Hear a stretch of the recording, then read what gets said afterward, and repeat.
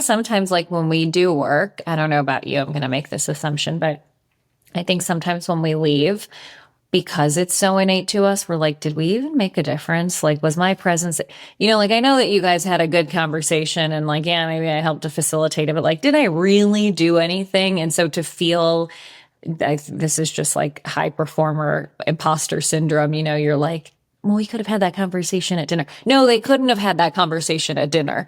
Like you created a safe space. You held that space. You asked the right questions. You met people where they were. And so for somebody to see that and for somebody to see it in a setting that's like I said, I see them 2 or 3 days out of a month, if that is just like, oh, I do that. Like oh, you couldn't have had that conversation if I didn't already, create this sense of trust and see you and right. And I think doing that is knowing like, how much can I push this person and when do I have to pull back? Right. And what would they be comfortable sharing and what would they not? And I don't think that that's something that you can teach to people. I mean, I think eventually, yes, but I'm just thinking about like if I were to read a book on that, it's like, how would you tell somebody? How do you know? Yeah. Right.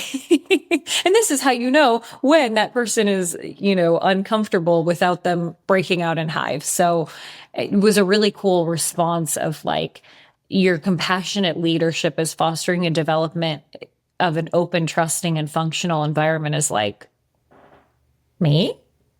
Wow. I helped with that just by, and I love it. I love the work. I love going there. It doesn't feel like work. It's like, oh, I'm meeting these people. I'm having these conversations. I know, their kids' names or their husbands or their, whatever their spouse is. And yeah, it's just like all of that is done just by showing up authentically. And not exhausted at the end of the day because it doesn't feel like work. It feels like me. And I think that's the thing that's really cool about, and maybe why we both do sometimes suffer from this almost like reverse imposter syndrome. It's like we've both now built businesses that are so intrinsically tied to what we love and what we're good at and kind of this natural way of being. And it's easier to do that when you work for yourself, of course. Right. But then you have this flip side of things where it's like, I'm doing so much work that feels easy to me because I am using just like how I show up in so much of what I do, that then there are times where you walk away and you're like, God, I hope they like got some value out of that. And I had a coaching client that's come back to work with me after a couple of years and two job transitions. And he's like, it feels like I'm just it is. I'm just asking him questions. I'm reflecting things back to him. At the end of the session, I was kind of like, he's probably going to be like, I don't need to pay you for this anymore. And he's like, I am so glad that we're doing this because that helped me so much. I was just like, okay, it's so. Like, I was about to cry myself to sleep because it was like, I didn't do anything for you. And yeah, it's like the occupational hazard of aligning your work to your strengths is that you assume that you've done nothing when you really helped a lot. So. Yes. I just had that conversation with somebody because I was like, did we do anything?